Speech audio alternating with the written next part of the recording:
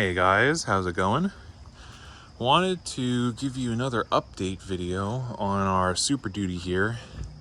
And I wanted to start with, in the last video, walking around the truck, I think I forgot to mention that we replaced our windshield. The reason being the old one had a bunch of chips in it. It was like 3 or 4 chips. One of them had a couple little cracks starting. So I wanted to obviously get that swapped out, because having cracks in your windshield, never a good thing. And we're heading into winter, which is normally when your cracks get bigger overnight. But the other reason for the windshield change was I had a water problem, mostly on the passenger side, where water was leaking down onto the top of the dash and pooling up on the floor mat. And you know, there's stuff under the dashboard, electronics, all that stuff. I know I've seen a lot of videos on the 7.3s where the gem module gets water in it, and then the truck tries to start by itself and won't shut off by itself, or won't shut off with the key. So I wanted to get the windshield changed so that we can stop leaking water.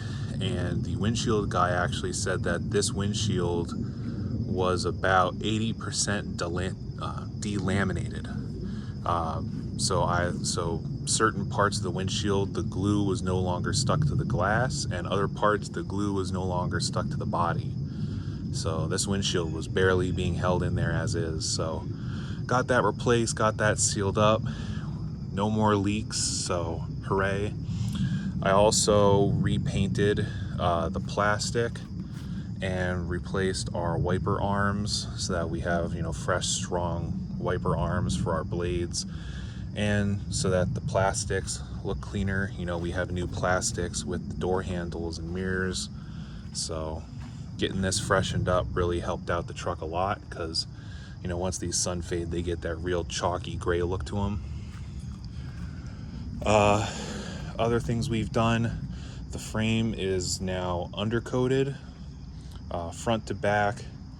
I didn't do the very tops of the frame under the cab, and I didn't get to the cross members and stuff just because you know, they're covered in oil and gunk anyway. And I'm mostly concerned with the actual rails. So we got the inside, outside, and bottom sorry, of the frame is all undercoated. I used the wool wax black, so it also gives the frame a nice painted look. Just brushed it on there nice and thick.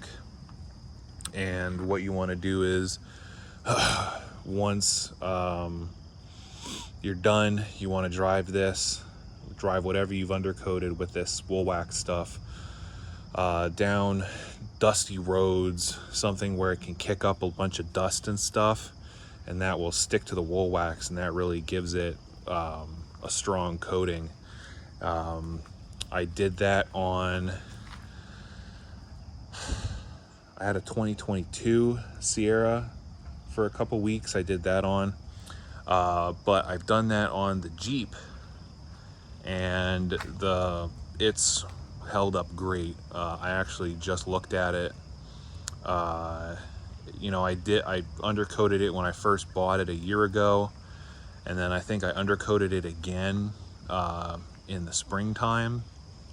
And you know, last winter around here we didn't actually get any snow or salt, so it's had 2 coats on it, and that thing is, that undercoating is solid.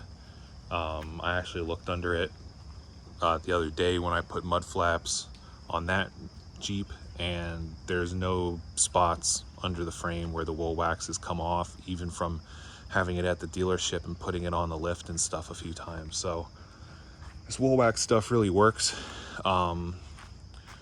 So that's done. We got mud flaps on it, just like the Jeep. The Jeep has WeatherTech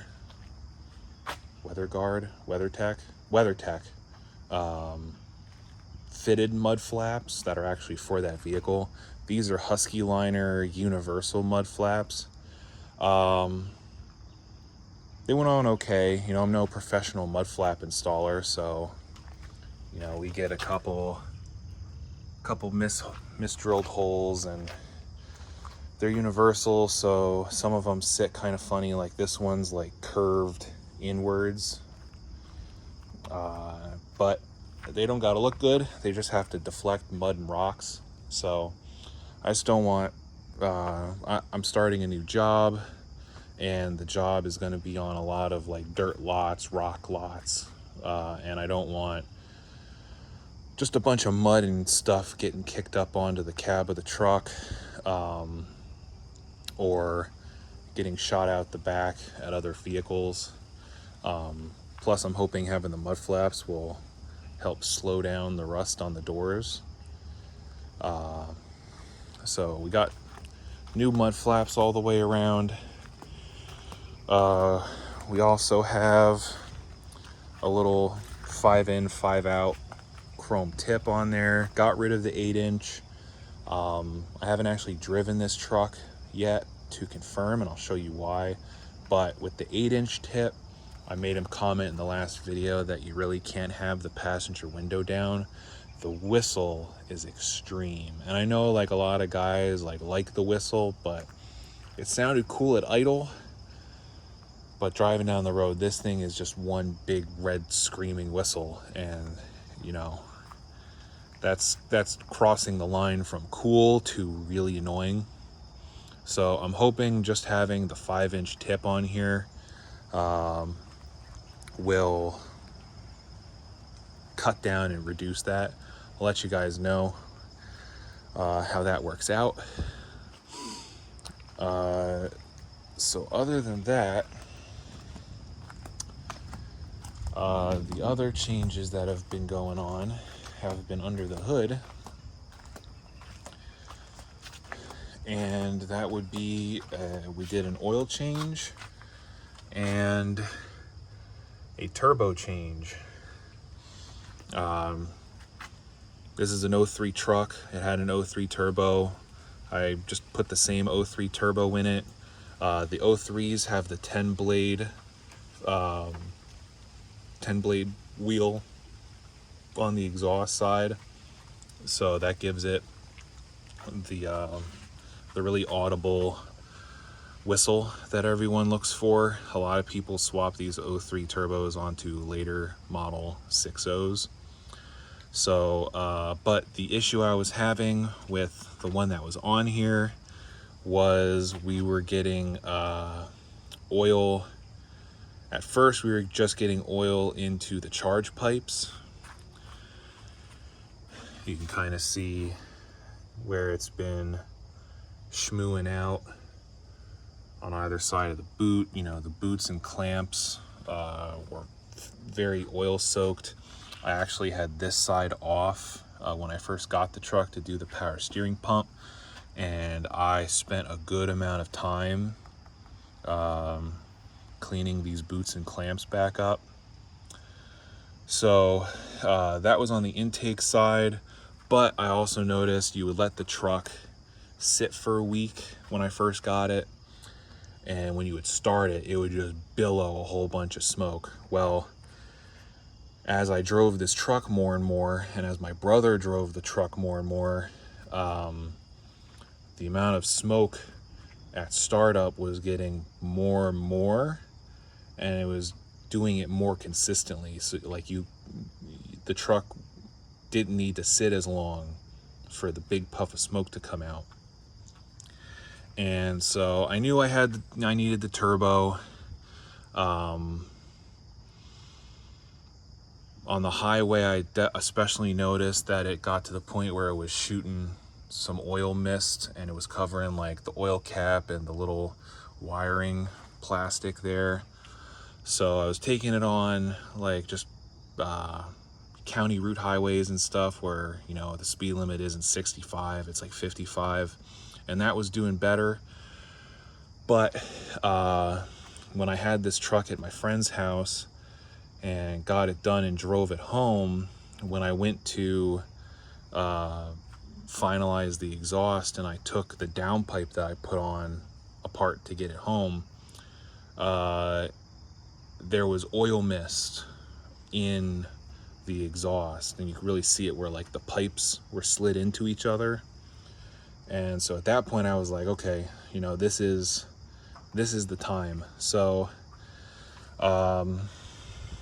drained the oil, changed the turbo, filled the oil back up with Rotella, and I added the Hot Shot Secret Stiction Eliminator to this, just because can't really hurt it, might help us out. I also have the Diesel Extreme stuff that I'm going to put in the fuel, just because, you know, this is the first real service I've done on this engine. The oil needed to be changed when I got it, and I just drove it up until this point just with the same oil in it, mostly just to make sure that the truck was actually deserving of an oil change, and it is. So I don't know much of the history on this engine. I have to assume it's an original engine because we have the 2003 international sticker on the truck still. If it was a replacement engine, that sticker would say Reman. But you know, stuff's been done to it. I know more so now that I've had the turbo off. So I just want to, you know, send that Stiction Eliminator and the Diesel Extreme through it, help get rid of some buildup and clean the injectors and all that stuff, just as like a preventative measure. Not that I'm having any issues with any of that stuff, but it can't hurt just to send it through and clean it out once anyway. Doing the turbo was not as bad as I originally thought it was going to be, and I gotta really give a lot of credit to Automatic Garage on YouTube. He does a lot of these Super Duty trucks. He does a lot of 6.0s, a lot of 7.3s, and you know, he's done multiple videos taking turbos out, intakes, oil coolers, EGR stuff, the high pressure oil pump, everything like that. And you know, each time he does the video, whether it's taking a turbo out or whether taking the turbo out is part of the other service, he always like goes through like each step. Like, he doesn't skip over it and say like, oh, go look at this other video of taking the turbo out if you want to see it. And so, you know, I've watched like a ton of his videos, all of his videos pretty much, and seeing the turbo get taken out and put in so many times really gave me the confidence to tackle this by myself. And even with that confidence, this went a lot smoother than I thought it was going to be. You know, you pop your intake out, pop that hose off, loop this hose on there, move your degas bottle out of the way. On mine, the wire for this guy, the wiring is just sitting in here, and it's held in there because it sat there so long. So when I unhook this, I could actually slide this whole plastic piece off, and that really made it a lot easier. Like, I didn't even have to bungee cord the wiring out of the way. I just flipped the wiring on top of the bracket, and it kind of just held itself up out of the way since there wasn't that plastic on there. And then, you know, you take your vacuum line off, and you know, just all the other stuff. The easiest part for me, and the fact that I know someone else has been in here before, is the turbo is only held in here with one bolt. That guy right there. The one in the front on the other side had come out and was laying down in the oil pan, or the valley, and the dreaded back bolt was gone. So someone's had this turbo out before and did what everyone does and what I was going to do, which is not put that back bolt in there. If two won't hold it, three never will, and I can confirm now that one would also hold it. But so getting the one bolt out, super easy. I think the hardest part was fighting the up pipe clamp because it was stuck, the clamp itself. But once I had the bolt out and I had the clamp out, tapped it with a hammer and a pry bar a few times, and then wiggled the turbo, and that got it to come loose. Pulled the turbo out, you know, disconnected the batteries so we didn't have any arcing with the alternator. So took me maybe an hour to get the turbo out, just going slow, not really taking it piece by piece. And then getting the turbo back in, half an hour. And I would say the hardest part was hooking up your up pipes and your down pipe. Down pipe, just because, you know, it has the whole rest of the exhaust system on it, so you kind of got to hold it in place while getting the clamp on it. The up pipe, it's just really getting it to line up. It was close, but there was a little bit of a gap. But I got the clamp in there, pulled the up pipe towards the turbo, latched on either side, and then, you know, you tighten it up and the clamp finalizes everything. I have started this. I know I have no leaks, so I'm good there. I changed the drain tube. I had an upgraded drain tube that I put in here. Main reason for that is the stock drain tube, at least on the 03s. I don't know if it's like this 03 to 07, but the stock drain tube kinks. So you can see, like, it's flat there and it's flat where it bends, and, you know, the diameter really decreases. And so a lot of times the issue with oil is because the oil can't actually drain out of the turbo fast enough. Now, a lot of people might say, oh, you got oil in your charge pipe and everything. Might not just be the turbo, but I know it is just the turbo, because you look in the exhaust, or where the up pipe connects, there's no oil. You look at where the down pipe connects, there isn't oil. But you look, you know, in here, and there's a bunch of oil in there, and the shaft has some play up and down. Ooh.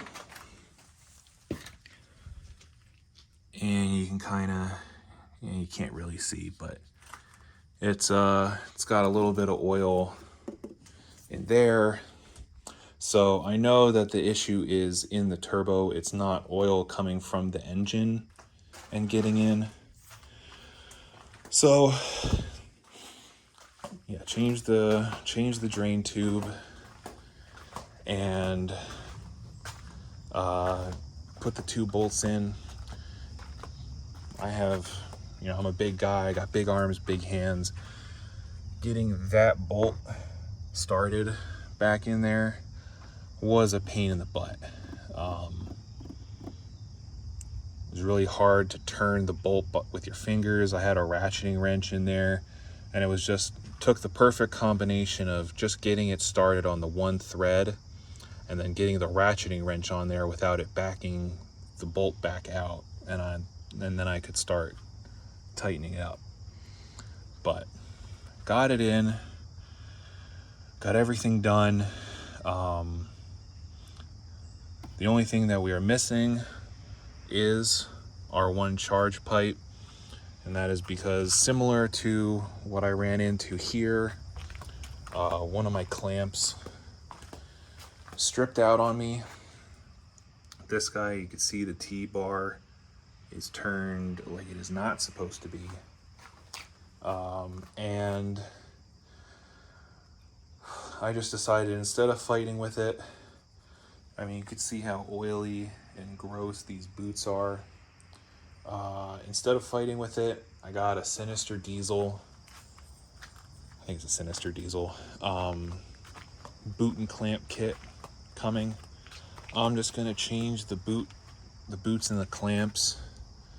For this pipe, I'll probably clean up the other boots and keep them in the truck as spares because they are factory Fords. And then I'm gonna leave these boots and clamps until the next time I have to take this off. The boots are okay, but I like I said, I have had issues with these clamps before. I think one of them stripped out on me the last time I took this out, and I managed to get it back on somehow. So I'll leave the new clamps and boots for this side in the truck as well. But once we have that charge pipe on, then our swap is complete. So yeah, and you know, this thing is gonna be tip-top shape.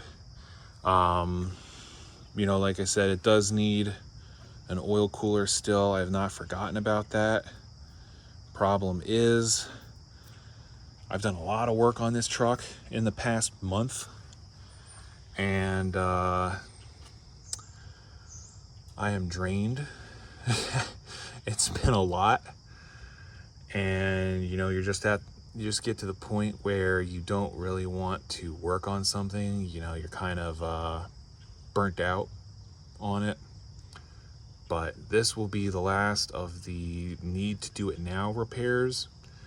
Like I said in the last video, the oil cooler, it's about 7 degrees, 7 to 10 degrees off driving around in this cooler weather. So, you know, 7 to 10, it's not good, but it's not terrible. I'm hoping actually the fresh oil and maybe the friction eliminator might help out just a little bit. Maybe it'll be able to handle the partially semi-fracturally plugged oil cooler better. But yeah, 7 to 10 with old oil isn't bad enough for me to want to change it before it gets even colder, and the oil won't heat up as much anyway.